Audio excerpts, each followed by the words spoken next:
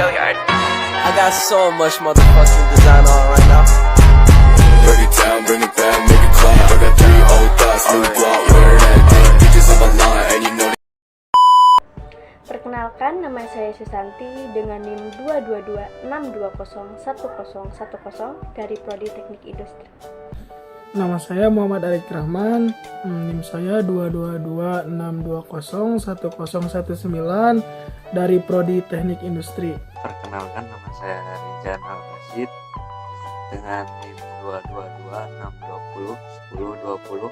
Kenalkan, nama saya Sumat dari Prodi Teknik Industri.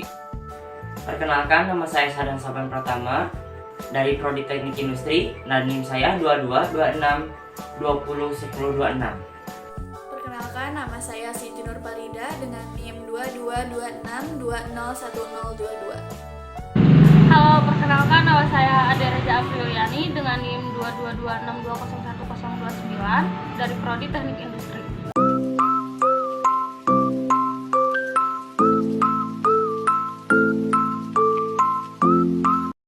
Saya akan menjelaskan apa sih itu kesetimbangan. Kesetimbangan adalah suatu kondisi benda dengan resultan gaya dan resultan momen gaya sama dengan 0. Artinya jika awalnya benda tegar diam, maka ia akan tetap diam. Namun jika awalnya benda tegar bergerak dengan kecepatan konstan, maka ia akan bergerak juga dengan kecepatan kontan. Kesetimbangan benda juga sangat penting untuk dipelajari karena banyak sekali kegunaannya, juga sangat erat kaitannya dengan kenyamanan hidup manusia.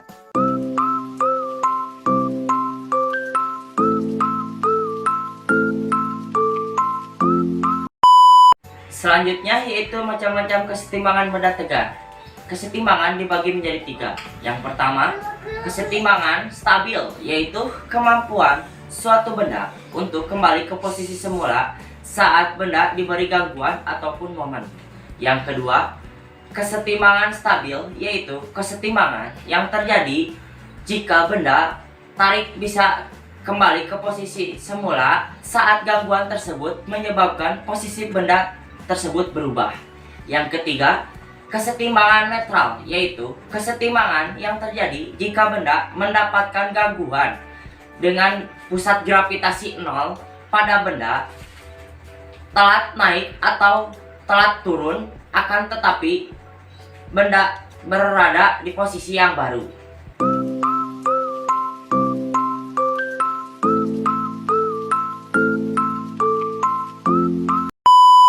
Oke, pembahasan selanjutnya, apa sih faktor-faktor yang mempengaruhi dari kesetimbangan benda tegar? Yang pertama ada titik berat atau pusat massa. Suatu benda tegar yaitu titik di mana seluruh massa benda dianggap terkonsentrasi. Jika titik berat benda berada di atas titik penyangga atau sumbu rotasi, maka benda akan cenderung jatuh ataupun tidak seimbang. Yang kedua, gaya. Gaya dapat berasal dari berbagai sumber, seperti gravitasi, gaya sentripetal, gaya gesek, atau gaya yang dihasilkan oleh benda lain yang berinteraksi dengan benda tegar. Gaya yang bekerja pada benda tegar harus seimbang agar benda tetap dalam kesetimbangan.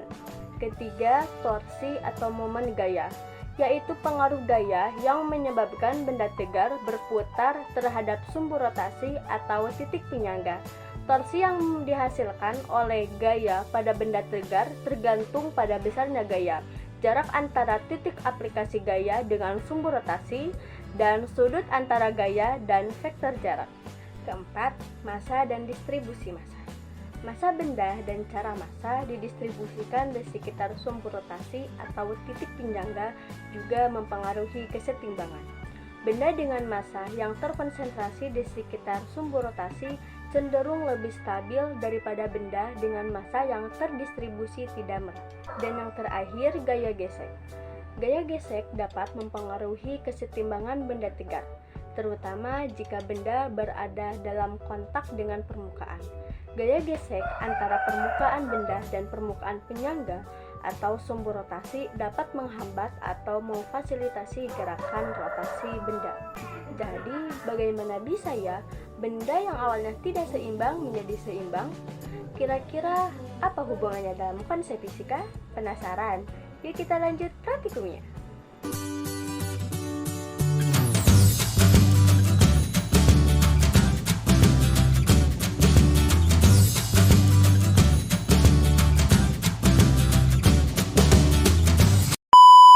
Saya akan mempraktekkan tentang kesetimbangan benda tegar pada bibir gelas.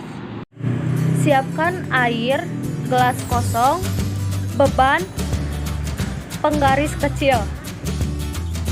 Siapkan gelas yang masih kosong, lalu letakkan penggaris di bibir gelas sehingga posisinya seimbang. Yang ketiga, letakkan beban.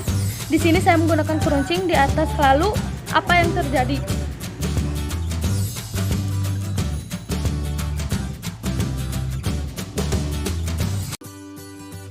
Isi air hingga penuh ke dalam gelas. Letakkan penggaris di bibir gelas sehingga posisinya seimbang. Lalu amati apa yang terjadi. Itulah praktikum yang kami praktekkan tadi. Jadi, apa sih hubungannya dengan praktik yang tadi kami lakukan dengan fisika? Yuk simak penjelasannya.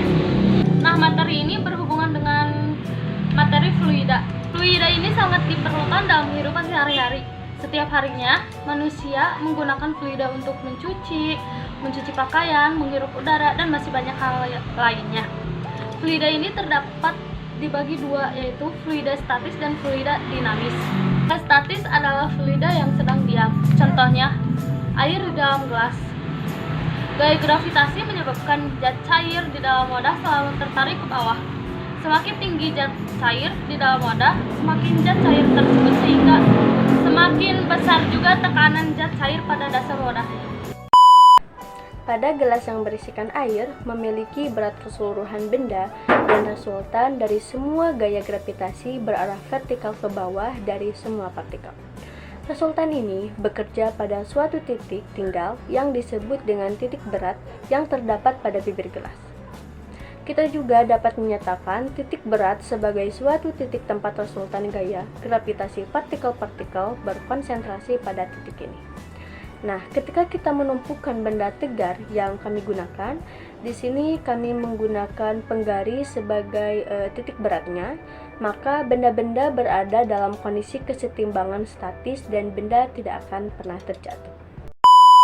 Nah, yang selanjutnya praktek kesetimbangan benda tegar yang kedua agar memungkinkan kita untuk memahami lebih dalam tentang materi kesetimbangan benda tegar. Yuk simak videonya.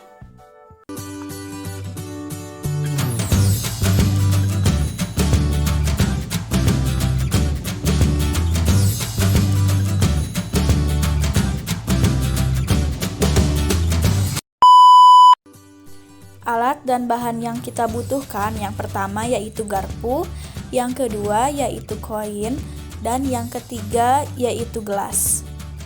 Pertama, kita siapkan dulu garpu beserta koin. Masukkan koin ke tengah-tengah garpu. Lalu, lakukan kepada garpu yang selanjutnya. Nah, setelah itu, siapkan gelas dan letakkan gelas pada bidang datar. Selanjutnya, letakkan koin dan garpu pada ujung gelas untuk menentukan titik seimbang.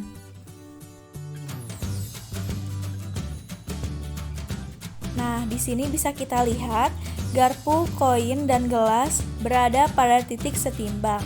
Kesetimbangan ini terjadi ketika pusat massa sistem berada pada posisi yang stabil. Nah, pada praktek ini menunjukkan konsep dasar kesetimbangan benda tegar. Dalam kesetimbangan, gaya-gaya dan momen-momen torsi yang bekerja pada benda harus seimbang. Artinya, jumlah gaya dan momen torsi di sekitar sumbu rotasi harus nol. Pada praktek ini, gelas bertindak sebagai sumbu rotasi atau titik tumpu, dan garpu dengan koin di ujungnya menciptakan momen torsi untuk mencapai kesetimbangan. Kita perlu menyesuaikan posisi koin pada garpu sehingga momen torsi dari sisi yang satu seimbang dengan posisi torsi dari sisi yang lain. Nah, selain itu, praktek ini juga mengilustrasikan konsep pusat massa. Pusat massa adalah titik di mana massa benda tegar dapat dianggap terkonsentrasi. Pada praktek ini juga kita dapat melihat bahwa titik kesetimbangan koin sejajar dengan pusat massa sistem garpu dan koin. Dengan mengamati hal tersebut, kita dapat memahami konsep dasar kesetimbangan benda tegar, distribusi massa, torsi, dan pusat massa. Sekian pemaparan materi dan praktek mengenai konsep kesetimbangan benda tegar dari kelompok kami. Kesimpulannya adalah kesetimbangan benda tegar terjadi ketika jumlah gaya dan momen torsi yang bekerja pada benda adalah nol. Selain itu, distribusi massa benda tegar memainkan peran penting dalam mencapai kesetimbangan. Penempatan massa yang tepat juga dapat menghasilkan momen torsi yang seimbang di sekitar sumbu rotasi. Pusat massa adalah titik di mana massa benda tegar dapat dianggap terkonsentrasi. Titik kesetimbangan penggaris dengan ditambah benda lain ataupun koin sejajar dengan pusat massa sistem garpu dan koin.